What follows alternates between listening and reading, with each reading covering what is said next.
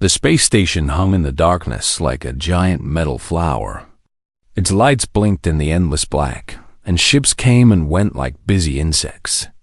This was Station Harmony, a place where many different species worked together. It was supposed to be a symbol of peace. Una stepped off her ship and looked around. Her silver skin caught the light, and her 4 eyes blinked slowly as she adjusted to the station's air. She was tall and thin like most of her people, the Valari. Her movements were graceful, almost like water flowing. She was a diplomat. Her job was to talk, to make deals, to keep peace between worlds. She had visited many stations and many planets.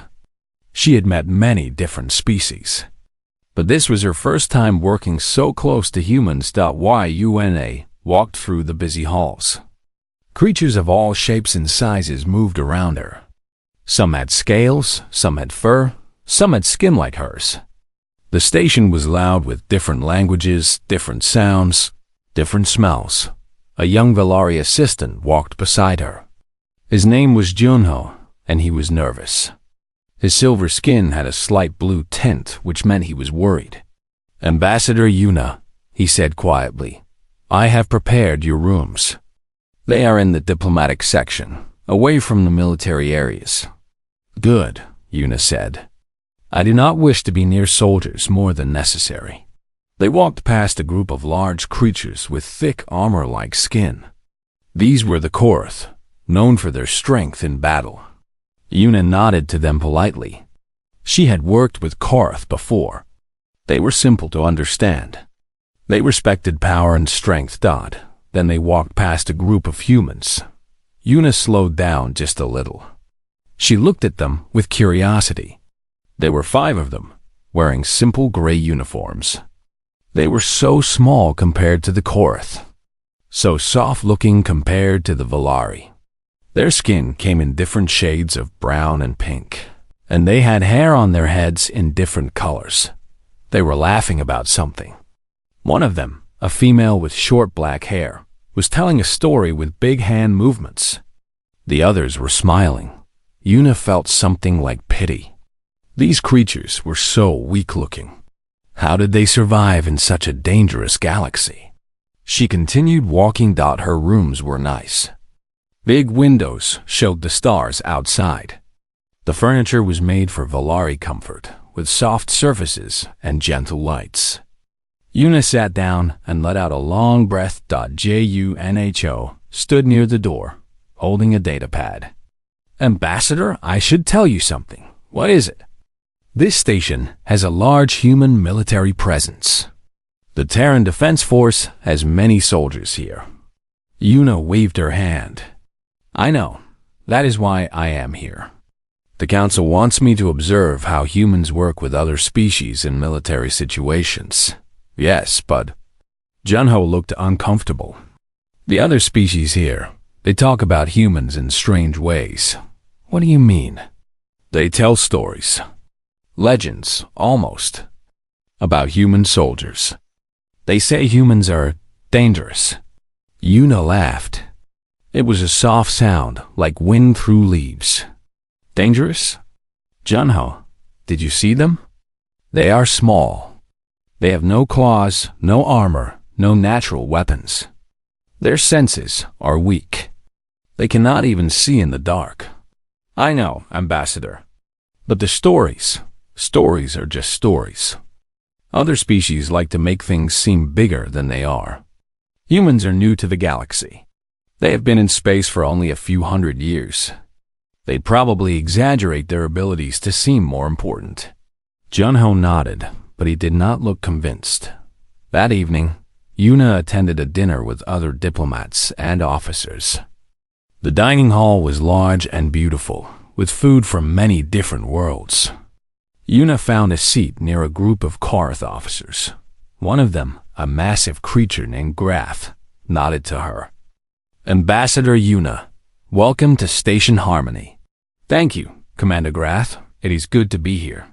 Grath made a rumbling sound, which was his way of laughing. "You are here to observe the humans, yes? To see if the stories are true." Una smiled politely. I am here to observe cooperation between species. The humans are just one part of that, of course. Grath leaned closer. His voice became quieter. But let me give you advice, Ambassador. Do not underestimate the Terrans. Una raised one eyebrow. Commander, you are 3 times the size of a human. Your skin can stop most weapons. Why would you warn me about them? Grath was silent for a moment. His small eyes looked far away, like he was remembering something. I fought beside humans once. In the Dark Star conflict. We were trapped, surrounded by enemies. I thought we would all die. What happened? The humans, they did not stop. They were injured, bleeding, dying. But they did not stop. They fought like nothing I had ever seen. Not with skill alone. With something else. Something in their eyes. Grath shook his massive head. I have fought many species. I have never been afraid of any of them. But that day, I was glad the humans were on my side. Una listened politely, but inside, she did not believe him. Grath was old. Old soldiers always made their stories bigger. Thank you for the advice, Commander, she said. The dinner continued. Una spoke with many different officers and diplomats. She heard more stories about humans. A Velari trader told her about a human ship captain who flew into an asteroid field to save a damaged vessel. An insect-like creature called a Vrex told her about human doctors who worked for 3 days without sleep to cure a plague on a colony world. Every story was the same. Humans doing impossible things. Humans refusing to give up. Humans being stronger than they should be. Una smiled and nodded, but she did not believe any of it. She had studied humans. She knew their biology. They were average in almost every way. Average strength. Average speed. Average senses. There was nothing special about them. The stories were just propaganda, she decided. Humans were good at making themselves seem important. That was their real skill. After dinner, Una walked through the station. She wanted to see more of it, to understand how it worked. She found herself near the military section. The halls here were simpler. Metal walls, bright lights, no decorations. Soldiers walked past her, some alone, some in groups. Most of them were Korath or other warrior species. But there were humans too. Una stopped near a training room. Through a window, she could see soldiers exercising. A group of Karth were lifting heavy weights, their muscles bulging. Nearby, some humans were running on machines. Una watched the humans. They were sweating. Their faces were red. They looked tired. But they kept running. A voice came from beside her. Watching our training, Ambassador. Una turned. A human stood there. He was not tall, even for a human. His skin was tan, and his hair was black and cut short. He wore a simple military uniform with a few marks that showed his rank. I am just curious, Una said. I have not worked closely with humans before. The human nodded. I am Captain Park Taiho. I will be part of the mission you are observing. Una looked at him carefully. He seemed calm and quiet. His eyes were dark and steady. There was nothing special about him. Nice to meet you, Captain. I am Ambassador Una of the Velari Empire. I know. I read your file. Taiho's face did not change. You are one of the best diplomats in your government. You have solved many difficult problems. Thank you. Thank you. And you? What is your role? I am a soldier. I protect people. Una waited for him to say more, but he did not. He just stood there, calm and quiet. I have heard many stories about human soldiers, Una said. She could not stop herself from smiling a little. The other species here seem to think you are very dangerous. Taiho did not react. Stories are just stories. That is what I think too. Una felt pleased that he agreed with her. Humans are new to the galaxy. I think other species exaggerate your abilities because they do not understand you yet. Taiho looked at her. His dark eyes were unreadable. Maybe? I mean no offense, Captain. I respect humans. You have done well for such a young species. But I believe in facts, not legends. That is wise, Ambassador. Taiho nodded slowly. Facts are important. He said goodbye and walked away. Yuna watched him go. He moved quietly, without wasting any movement. Like a predator, she thought. Then she laughed at herself. He was just a small human. What was she imagining? That night, Yuna lay in her bed and thought about everything she had seen and heard. The stories about humans were interesting, but they were just stories. She had met Captain Taiho, and he was nothing special. Just a quiet, calm man. She thought about the mission she would observe. It was supposed to be simple.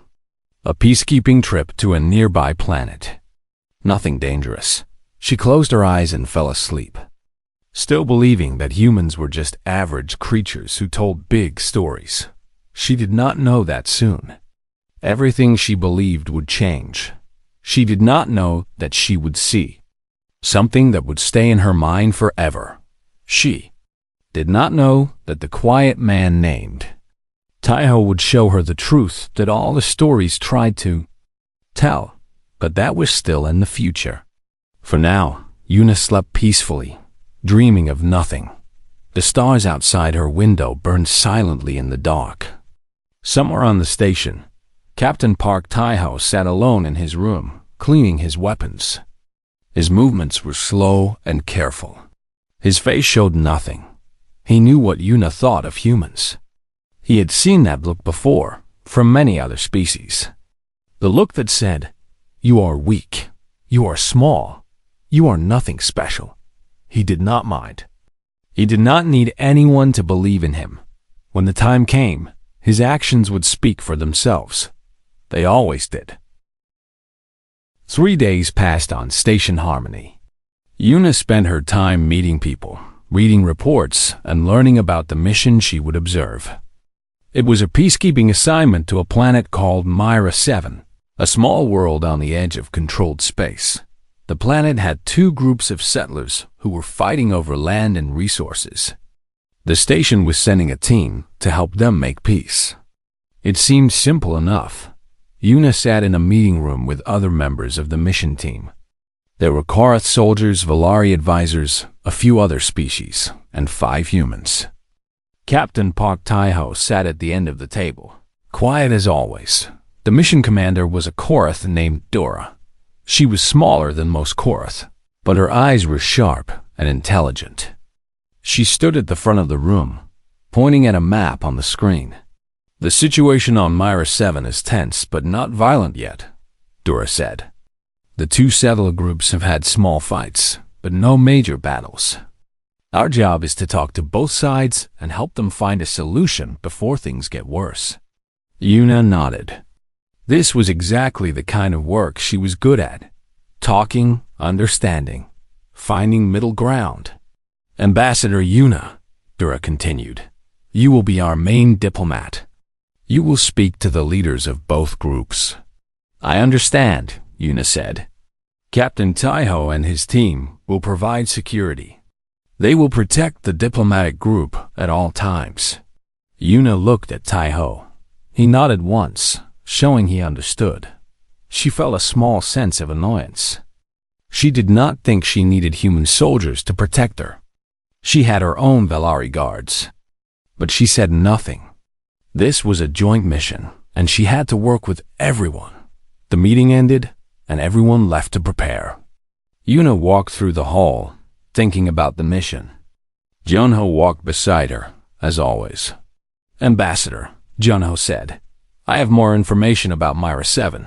Tell me." "The planet is remote. Communication with the station will be limited. If something goes wrong, help will take at least 2 days to arrive." Yuna frowned. "That is not ideal. But the mission should be safe. We are just talking to settlers." Yes, but there are reports of raiders in that area of space. Pirates who attack ships and colonies. Raiders are everywhere. We will be careful. They reached Yuna's rooms. She stopped at the door and looked at Junho. You worry too much. I am your assistant. Worrying is my job. Yuna smiled. Go and rest. We leave tomorrow. The next morning, the mission team gathered in the station's main hangar. Their ship was called the Peaceful Wind, a medium-sized vessel designed for diplomatic missions. It had comfortable rooms, good shields, and only light weapons. It was not a warship. Yuna boarded the ship and found her cabin. It was small but comfortable. She put down her bag and looked out the window. The station was slowly getting smaller as the ship moved away. A few hours into the journey, Yuna decided to walk around the ship. She wanted to learn more about her teammates, especially the humans. She found Captain Taiho in the ship's small gym. He was alone, exercising. She watched from the doorway for a moment. He was doing something humans called push-ups. His body moved up and down, again and again. Sweat covered his skin. His arms shook a little, but he did not stop. Yun counted in her head. 50, 60, 70, 80. At 100, Taiho stopped. He stood up and noticed her watching. Ambassador, he said. He was breathing hard, but his voice was calm. Captain, I did not mean to interrupt. You did not. I was finished. Yuna stepped into the gym. May I ask you some questions? I want to understand humans better. Taiho picked up a towel and wiped his face. Of course. Why do you exercise so much? I have noticed that humans spend a lot of time training their bodies. But your bodies are not very strong compared to other species. The Karath are much stronger, no matter how much you exercise. Taiho thought for a moment before answering. You are right. We will never be as strong as a Karath. But we train anyway. Why? Because strength is not everything. Taiho sat down on a bench. Humans learned long ago that we are not the biggest or the strongest. On our home world, there were animals much more dangerous than us. But we survived. We became the dominant species. How? By not giving up. By being adaptable. By pushing ourselves to our limits and then pushing further. Yuna sat down across from him. That sounds like something from a motivational speech. Taiho almost smiled. Almost. Maybe. But it is true. Humans are not special because of what we are. We are special because of what we are willing to do. Yuna did not know what to say to that. It sounded nice, but she still did not really believe it. Words were easy. Actions were harder. Tell me about yourself, Captain, she said, changing the subject. Why did you become a soldier? Taiho was quiet for a long time. Yuna thought he might not answer. I grew up in a small town, he finally said. On Earth, in a country called Korea. It was peaceful there. Safe. But I always knew that the galaxy was dangerous. I wanted to protect people. People like the ones in my town. That is a simple reason. Simple reasons are often the best ones. Yuna studied his face. It was a plain face. Not handsome, not ugly. Just ordinary. His eyes were the only interesting part. They were dark and deep, like pools of still water. She could not read what was behind them. Do you have family? She asked. A mother. A sister. They still live in our town. Do you miss them? Every day. Then why do you stay out here so far from home? Taiho looked at her. Because if I do not protect the galaxy, the danger might reach my town someday. I fight here so they can stay safe there. Yuna nodded slowly. She understood that feeling. She had left her own home to serve the Valari Empire. She worked far from her family to keep them safe. Maybe humans were not so different after all. The next few days on the ship were quiet. Yuna spent her time preparing for the negotiations. She read about the two settler groups on Mira 7. She learned about their histories, their cultures, their problems. She also watched the humans. Taiho's team had 4 other members. There was a tall woman named Minji, who was the team's medic. She had kind eyes and a gentle voice. There was a young man named Doyan, who was always joking and laughing. There was a quiet woman named Hana, who handled communications. And there was a large man named Siwu, who was the team's heavy weapons expert. They were all different, but they worked together smoothly. They ate together, trained together, talked together. They seemed like a family. Yuna noticed something else about them. They never complained. The ship's food was not great, but they ate it without comment. The beds were small, but they slept without problems. They adapted to everything. One evening, Yuna sat in the ship's common room. Diane was telling a story about something that happened on a previous mission. The other humans were laughing. Even Taiho had a small smile on his face. And then, Doyan said, "The alien looks at me and says, 'Why is your face leaking?' He thought my sweat was some kind of disease."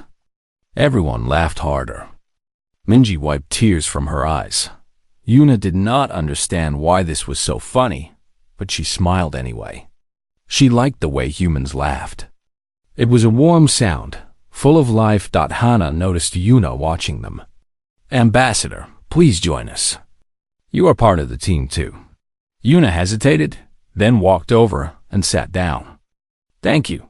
Do Valari tell jokes?" Doyen asked.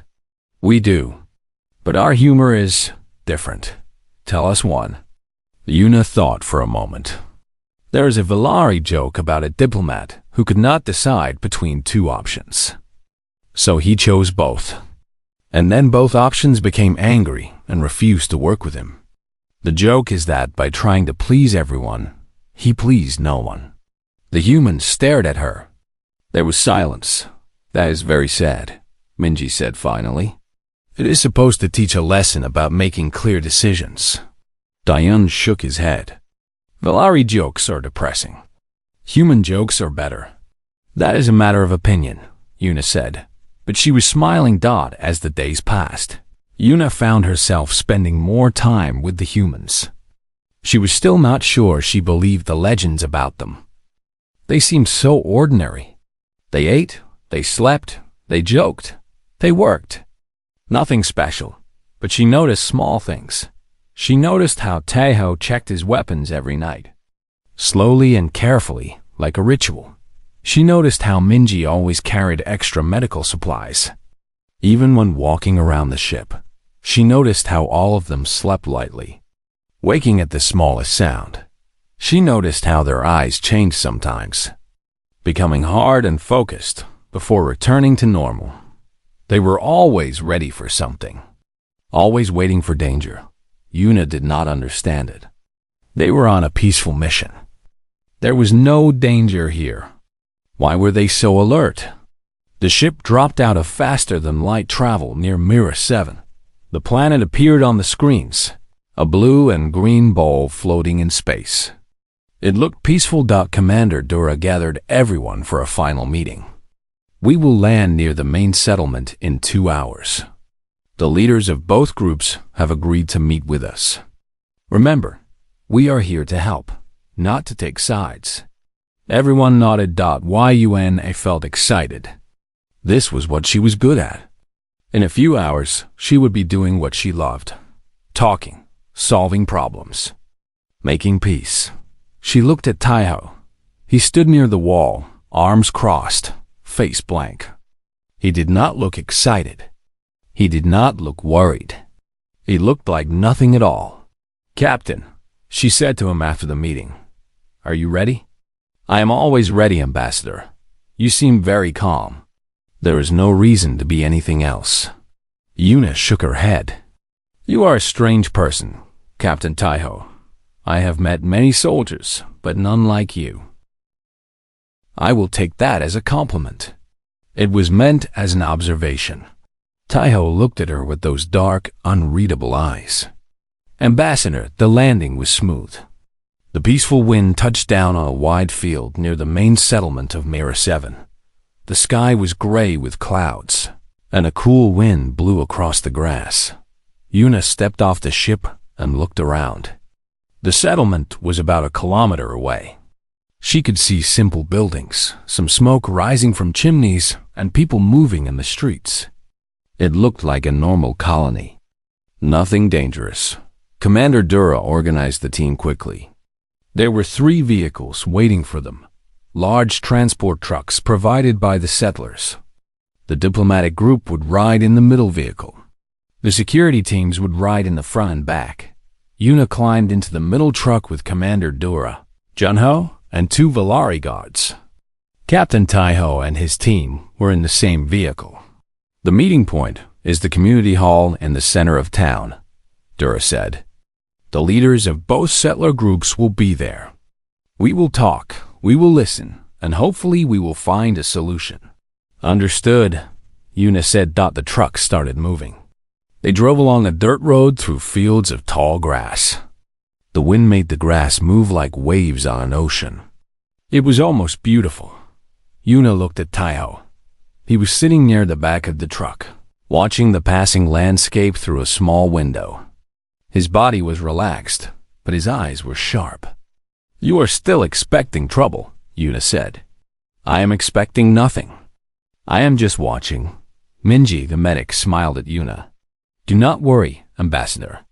The captain is always like this. He cannot relax. I relax, Taiho said. I am relaxing right now. This is you relaxed? Dion laughed. I would hate to see you stressed. Even Yuna smiled at that. The convoy moved through the countryside. They passed farms and small houses. Some settlers stopped to watch them pass. A few children waved. Everything seemed peaceful. Then Taiho suddenly sat up straight. Stop the trucks. Commander Dura looked at him. What? Why? Something is wrong. Stop the trucks now. Dura hesitated. She was the commander. She did not like taking orders from others. But something in Taiho's voice made her nod to the driver. The truck stopped. Silence. Just the wind moving through the grass. Captain Taiho, Dura said. What is? The explosion came from the front truck. A ball of fire and smoke rose into the air. The sound was so loud that Yuna could not hear anything for a moment. Then the screaming started. Another explosion. This time from the back truck. Both security teams were gone in seconds. Yuna sat frozen. She could not move. She could not think. This was not supposed to happen. This was a peaceful mission. Out of the truck. Now, Taiho was already moving. He grabbed Yuna's arm and pulled her toward the door. Everyone out. Into the grass. The world became chaos. People were running, shouting, crying. The tall grass around them was on fire in some places. Smoke filled the air. Yuna found herself on the ground, crawling through the grass. Taiho was beside her, one hand on her back, pushing her forward. Keep moving. Do not stop. She heard gunfire. Not from their group. From somewhere else. From everywhere. We are surrounded, someone shouted. It was Siwu, the big human with the heavy weapons. He had set up his gun and was firing at something Yuna could not see. Raiders, Taiho said. His voice was calm. Too calm for what was happening. At least 30 of them. Maybe more. How do you know? Yuna asked. Her voice was shaking. I can hear them. More gunfire. One of Yuna's Valari guards fell down beside her. He did not get up. His silver blood spread across the ground. Yuna screamed. Do not look, Taiho said. He pulled her forward again. Keep moving. They reached a small hill. It was not much cover, but it was something. The surviving members of the team gathered there. Commander Dura was injured, holding her arm. Jinho was there, his face pale with fear. Minji was already working on the wounded. Hannah was trying to call for help on her radio. No signal, Hannah said. They are jamming us. Of course they are, Taiho said. He looked around at their situation. It was bad. Very bad. They were in the open, with only a small hill for cover. The tall grass provided some hiding, but the raiders were closing in from all sides. They had lost both security teams in the first explosions. Only Taiho's 5 humans and a few Valari guards remained. What do we do? Dura asked. She looked at Taiho. She was the commander, but in this moment, she needed someone else to lead. Taiho did not hesitate. We need to move. There is a forest about 500 meters to the east. If we can reach it, we will have better cover. 500 meters? In the open? We will be killed. If we stay here, we will definitely be killed. The forest is our only chance. More gunfire. Closer now. The raiders were getting braver. I will not make it, Dura said. She looked at her injured arm. I will slow you down. No one gets left behind, Taiho said. Siwu, Diane, you will carry the commander. Minji, stay with the wounded. Hannah, keep trying to get a signal. What about you? Yuna asked. Taiho looked at her. For the first time, she saw something in his eyes. Not fear, not anger. Something else. Something she could not name. I will make sure you reach the forest. How? By giving the raiders something else to worry about. He stood up. Yuna grabbed his arm. Wait, you cannot go out there alone. There are too many of them. Taiho looked at her hand on his arm. Then he looked at her face. Ambassador, do you remember what you said on the station? That humans are not special. That the stories about us are just exaggeration. Yes. Maybe you were right. Maybe we are not special. He gently removed her hand. But we are very good at one thing.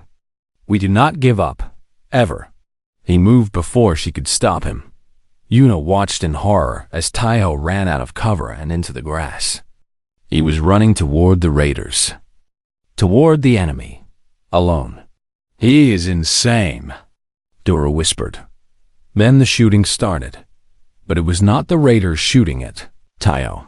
It was Taiho shooting at the raiders. He moved through the grass like a shadow. Like a ghost. One moment he was in one place. The next moment he was somewhere else. His gun fired again and again. Each shot found a target. The raiders did not know what was happening. They had expected to attack a helpless diplomatic group. They had not expected this. Yuna heard them shouting in confusion. Where is he? Where is the human? More gunfire. More screaming. But this time, the screams came from the raiders. Now, Siwu said. We move now. The group started running toward the forest. Siwu and Doyan carried Commander Dura between them. Minji helped the other wounded. The Valari guards formed a protective circle around Yuna and Junho. Yuna ran, but she kept looking back. She could not see Taiho in the tall grass. She could only hear the sounds of battle. Guns. Explosions. Screaming. How was one man doing this? How was one small human holding back 30 raiders? They reached the edge of the forest. The trees were tall and thick, providing real cover for the first time. Everyone fell to the ground, breathing hard. We made it, Junho said. He sounded surprised.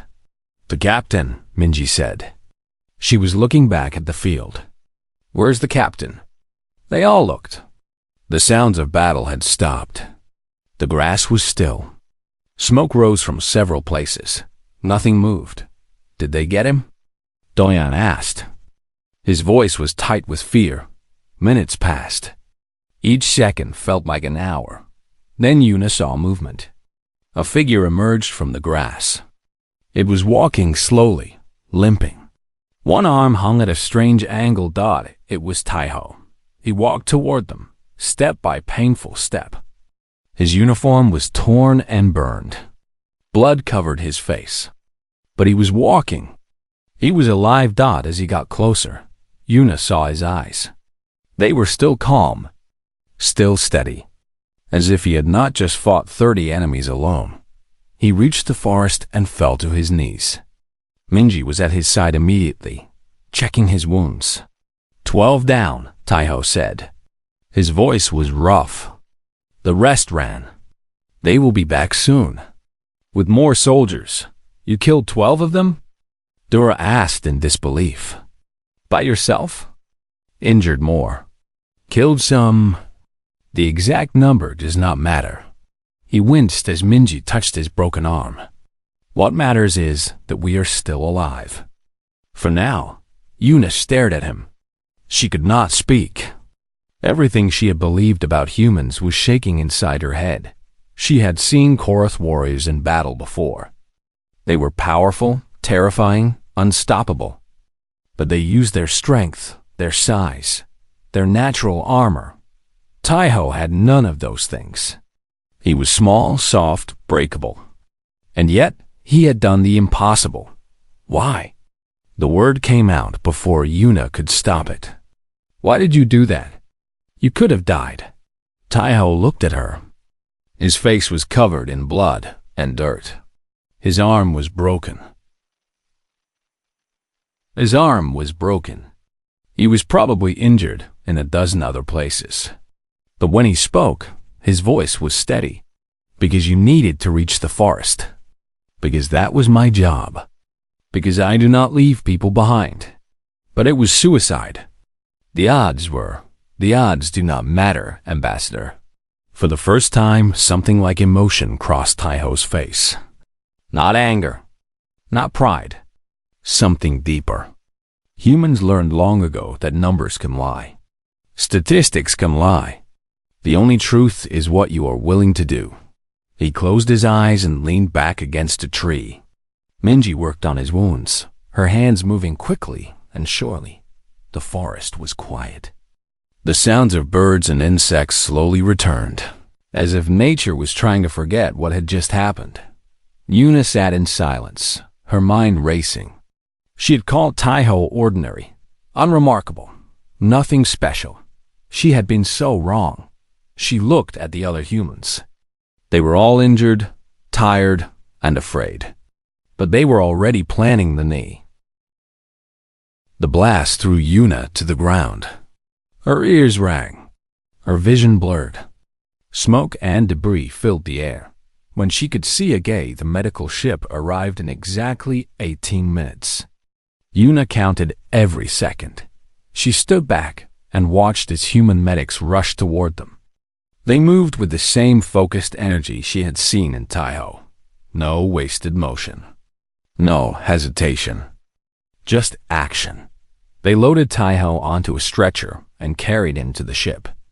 Minji went with them, shouting medical information, numbers, readings, terms Yuna did not understand. The rest of the survivors were helped onto the ship as well. Yuna sat in a corner, wrapped in a blanket someone had given her. She was not cold, but she could not stop shaking. The ship lifted off. Through a window, Yuna watched the forest grow small below them.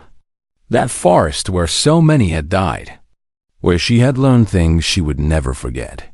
The flight to the nearest medical station took 2 hours. During that time, Yuna sat in silence. People came to check on her.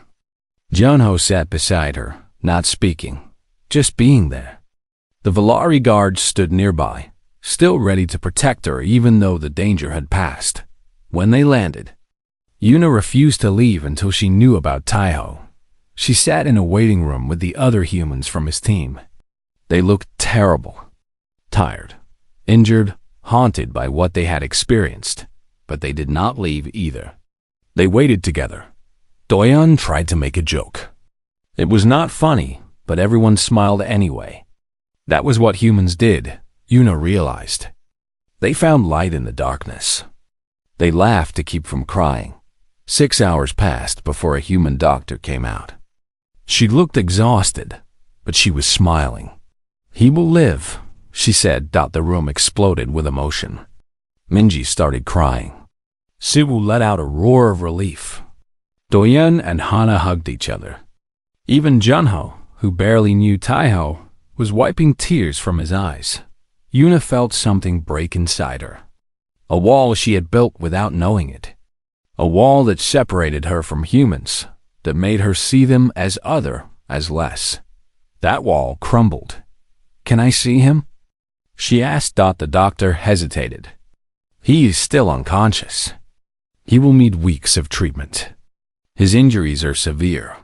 I just want to see him." Just for a moment. The doctor looked at the humans from Taiho's team. They nodded. "All right," the doctor said. But only for a few minutes. Yuna followed her through white hallways to a small room. Medical machines surrounded a bed. And on that bed, connected to tubes and wires and monitors, was Captain Park Taiho. He looked so small, so fragile. His body was wrapped in bandages. His face was pale and still, but he was breathing. His heart was beating. He was alive. Yuna walked to the side of the bed and looked down at him. She thought about everything that had happened. The attack. The flight. The explosion. This one small human who had done impossible things. "I was wrong about you," she said quietly. "I was wrong about all of you." Of course, he did not respond. He was deep in healing sleep. Yuna stayed for a few more minutes, then left. She had other duties to attend to. Reports to write. Diplomats to contact. The aftermath of the attack would require a lot of work. 3 weeks later, Yuna returned to Station Harmony. The mission to Myra 7 had been completed by another team. The two settler groups had made peace, shaken by the raider attack that had shown them how dangerous the outside world could be. Commander Dura survived and returned to active duty. The remaining Valari guards were honored for their bravery. The humans were given medals and promotions. But for Yuna, everything had changed. She walked through the station's halls differently now. When she saw humans, she did not see small, weak creatures who told big stories. She saw survivors. She saw fighters. She saw people who would run into danger to save others. One day, she was in the diplomatic quarters when she received a message. Captain Park Taiho was awake and recovering. He was asking to see her. She went immediately. The medical wing of the station was bright and clean. Taiho's room was private, with a window showing the stars. He sat up in bed, still bandaged, still healing, but his eyes were open and alert. When Yuna entered, he smiled. It was a small smile, but real. "Ambassador. Thank you for coming. Captain." She walked to his bedside. "How are you feeling?" "Like I fought 30 raiders and then blew myself up." He shrugged slightly, then winced. "Which I did." Yuna almost smiled. Almost. "I wanted to thank you," she said, "for what you did. For saving all of us. I did not do it alone. My team was there. Your guards fought bravely. Everyone played a part. But you did things that should not have been possible. You were injured, outnumbered, outgunned. And you kept fighting." Taiho was quiet for a moment. He looked out the window at the stars. "Ambassador, can I tell you something? Something I do not tell many people?" "Of course. When I was young, before I became a soldier, I was afraid. Afraid of pain. Afraid of death. Afraid of everything." He turned to look at her. "I was not brave. I was the opposite of brave. That is hard to believe. It is true. But then I learned something important. I learned that bravery is not the absence of fear. Bravery is being afraid and doing what is necessary anyway." He paused. "Every time I go into battle, I am afraid. I am afraid of dying. Afraid of failing. Afraid of losing the people I am supposed to protect. Then how do you do it? How do you keep fighting? Because fear is just a feeling. And I can choose what to do with my feelings. I can let them control me, or I can acknowledge them and move forward. He smiled again. It sounds simple when I say it. It is not simple to do, but it is possible. And that is what matters. Yuna sat down in a chair beside his bed. You know, before this mission, I did not believe the stories about humans. I thought they were exaggeration, propaganda. I thought humans were just average creatures who were good at talking. Many people think that. I do not think that anymore. She looked at him directly.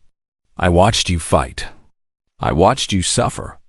I watched you almost die. And the whole time, there was something in your eyes.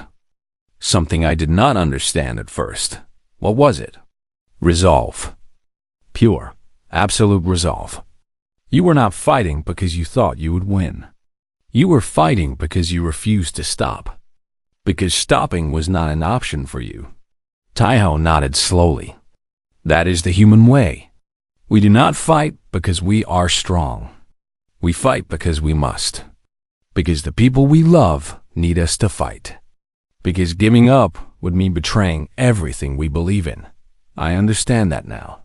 Yuna paused. I understand something else too. What? I understand why other species tell stories about humans. Why they call you dangerous. Why even the mighty Korath speak of you with respect. She leaned forward. It is not because you are the strongest or the fastest. It is because you will not stop. No matter what happens, no matter how bad things get, humans keep going. That is what we do, and it is terrifying. Yuna smiled slightly. Terrifying and inspiring at the same time. They sat in comfortable silence for a while. Outside the window, ships moved through the darkness. Lights blinked. Life continued. Ambassador, Taiho said eventually, may I ask you a question? Of course. What will you do now? After everything that happened? Yuna thought about it. She thought about her old beliefs, her old assumptions, her old way of seeing the galaxy. I will tell the truth, she said. I will go back to my people and tell them what I saw. I will tell them that the stories about humans are not exaggeration.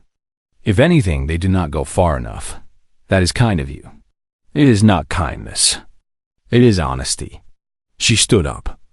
The galaxy needs to know what humans really are. Not the small, weak creatures I thought you were. But something else. Something more. And what is that? Yuna looked at him. This small, broken man who had done impossible things. This quiet soldier who had almost died to save strangers. You are the species that fights knowing you will die, she said. And you fight anyway. Not because you want to be heroes. Not because you think you are invincible. But because there are things more important than your own survival. Taiho nodded. That is a good description. It is the only description that matters. Yuna walked toward the door, then stopped. Captain Taiho, when you are healed, if you ever need a diplomat, I would be honored to work with you again. I would like that, Ambassador. She left the room. In the hallway, she passed Taiho's team. Minji, Doyan, Siwu, Hana. They were waiting to see their captain. They nodded to her, and she nodded back.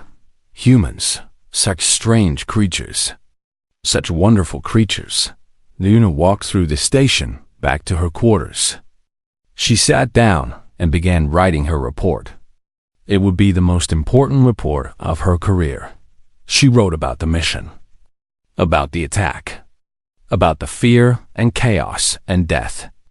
But mostly, she wrote about Taiho. About his team. About what she had witnessed. She wrote about humans. At the end of the report, she added a personal note. Something the official record would not include, but something she needed to say. I laugh at the legends of Terran warriors. I was wrong. The legends are true. All of them. And they are not about strength or speed or superior technology. They are about something much simpler and much more profound. They are about the human spirit. The thing inside every human that refuses to surrender. The thing that makes them keep fighting when all hope is lost. The thing that makes them willing to die for each other. I witnessed it myself. I will never forget it. And I will never underestimate humans again. She saved the report and sent it to her government. Then she looked out her window at the star. The forest was dark and cold. Night had fallen quickly on Myra 7, and the temperature dropped with the sun. The survivors huddled together, trying to stay warm and quiet. Una counted their numbers. They had lost many. 2 of her Valari guards were dead. Several others were badly injured. Commander Dura was fading in and out of consciousness from her wounds. Only the 5 humans and a handful of others remained combat ready, and even combat ready was a generous description. Minji had done what she could with limited supplies. Taiho's broken arm was wrapped tightly against his chest. Cuts and burns covered his body. He should have been resting, sleeping, recovering. Instead, he sat at the edge of their small camp, watching the darkness. Una walked over and sat beside him. "You should rest. I will rest when we are safe." "When will that be?" Taiho did not answer. They both knew the truth. They were deep in hostile territory. The raiders controlled the area. Help was days away. Safety was not coming. "How are you feeling?" Una asked. "I am fine." "You have a broken arm. You have lost blood. You are not fine." Taiho finally looked at her. In the dim light, his face was all shadows and hard lines. "Ambassador, I have felt worse. This is nothing." "How can this be nothing?" "Because I am still alive. Because my team is still alive. Because you are still alive. As long as those things are true, I can keep going." Una shook her head. "I do not understand humans. You should be screaming in pain. You should be terrified. Instead, you sit here calmly, planning our next move." "Pain is just information," Taiho said. "It tells you something is wrong, but you do not have to let it control you. You can acknowledge it and keep moving." "That sounds impossible." "It is not impossible. It just requires practice." He paused. "And a reason. You need a reason to push through the pain. Something more important than comfort. Something worth suffering for. What is your reason?" Taiho looked at the other survivors. Minji was checking on the wounded. Diane was making Junho smile with a quiet joke. Siwu was standing guard. Hannah was still working on the radio. "Them," Taiho said simply. "My team, the people I'm responsible for. As long as they need me, I cannot stop." Una looked at him for a long moment. "You really believe that?" "I do not just believe it. I live it." A sound came from the darkness. Everyone froze. Siwu raised his weapon, pointing toward the trees. Seconds passed. Nothing happened. "Animal," Taiho said quietly. "Small, moving away from us. How can you tell?" "The sound of its footsteps. The way the branches moved." He shrugged with his good shoulder. "Humans are good at hunting. We notice these things." Una remembered what he had said on the ship. About humans surviving on Earth by being adaptable, by pushing past their limits. She was beginning to understand what he meant. An hour later, Hana suddenly sat up straight. "I got something." A weak signal. It faded, but I know the direction now. "Can you reach the station?" Taiho asked. "No, the jamming is still too strong.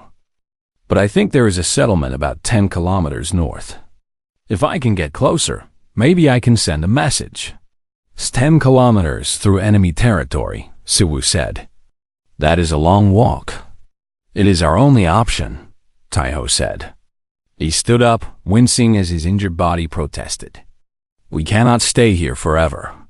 The raiders will find us eventually. We need to move." "We cannot all move," Dura said. She was awake now, but weak. "The wounded. They cannot make that journey." Everyone looked at each other. The unspoken truth hung in the air. If they all tried to move, they would be slow, easy targets. But if they left the wounded behind, "We stay together," Taiho said. His voice allowed no argument. "No one gets left behind." "Captain, be realistic," Thura said. "I'm slowing everyone down. The smart decision is to stay together." Taiho's eyes were hard. "We are not having this discussion." He turned to his team. "We will move in 3 hours, before dawn. Everyone who can walk will walk. Everyone who cannot walk will be carried.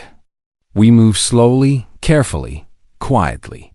The raiders do not know exactly where we are. We can use that? And if they find us?" Junho asked. His voice was small and scared. Taiho looked at him. Something in his expression softened. "If they find us, we fight. That is what we do." Yuna watched as the humans began preparing for the journey.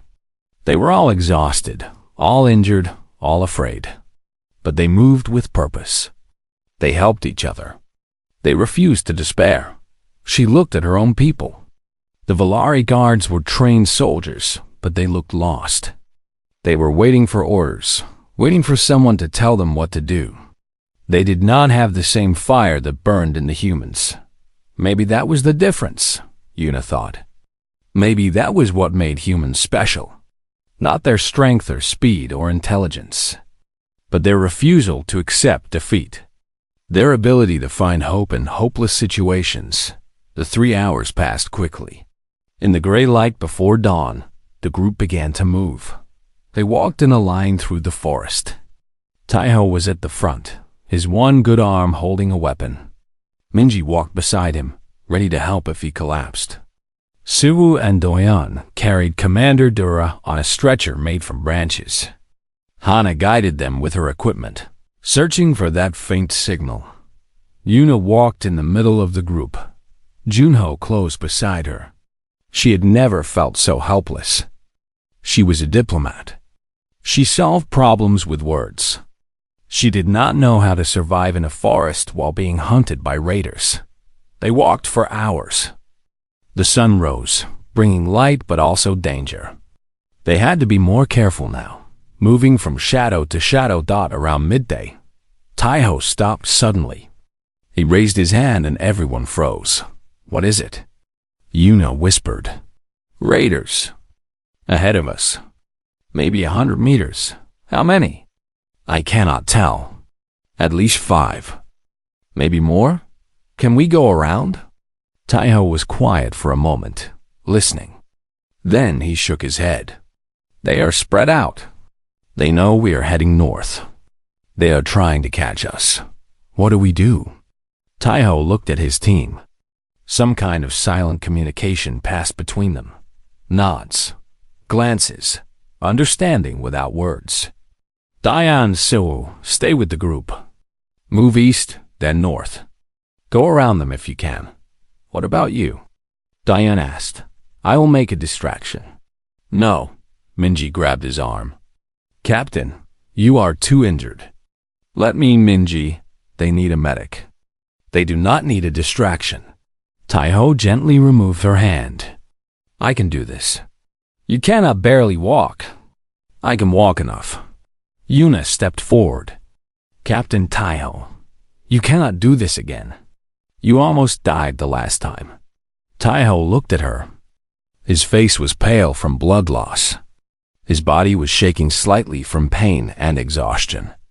But his eyes were still calm, still steady, still determined. Ambassador, do you know what makes humans survive? He asked. You told me. You do not give up. That is part of it. But there is something else. He glanced at his team, at the wounded, at the scared faces around him. Humans survive because we are willing to die for each other. Not want to die. Not try to die. But willing. When the choice is between our own survival and the survival of others, we choose others. That makes no sense. It makes perfect sense. If everyone chooses themselves, everyone dies alone. If everyone chooses each other, most survive together.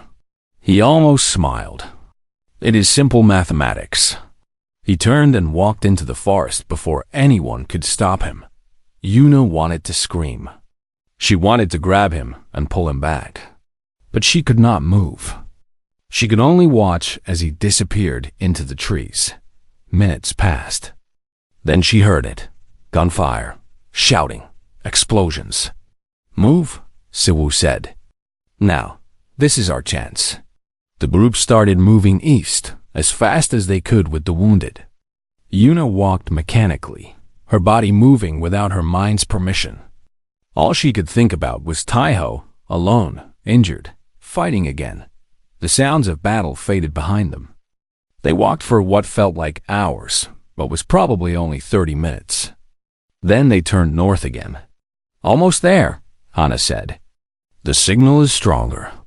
We are close." They pushed forward. The forest began to thin. Yuna could see open ground ahead. Then the shooting started again. But this time, it was much closer. "Contact!" Siwoo shouted. He dropped his end of Commander Dura's stretcher and raised his weapon. "They found us!" Raiders emerged from the trees. Not 5, not 10. At least 20. They had been waiting. The distraction had not worked completely. Everything happened at once. Siwoo fired his heavy weapon, cutting down several raiders. Diane ran to cover the wounded. The Valari guards formed a line, shooting at anything that moved. But there were too many raiders. Too many enemies. They were being surrounded. Yuna fell to the ground as energy blasts flew overhead. She covered her head with her hands, waiting to die. Then she heard something. A sound she did not understand at first. Singing. Someone was singing. She looked up. Taeho walked out of the forest behind the raiders. He was covered in blood.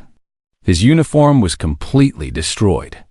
He was limping badly, and his broken arm hung uselessly at his side, and he was singing. An old human song. Something about a river, about going home. The raiders turned toward him, confused. This made no sense. A single broken human was walking toward 20 armed enemies. And he was singing. Taiho raised his one good arm. He was holding something. Not a gun, a grenade. Yuna realized what was happening. He had used his distraction to circle around. He had gotten behind the raiders. And now he was going to get down. She screamed. The explosion was massive. Taiho had not been holding one grenade. He had been holding 3, taken from dead raiders during his first attack.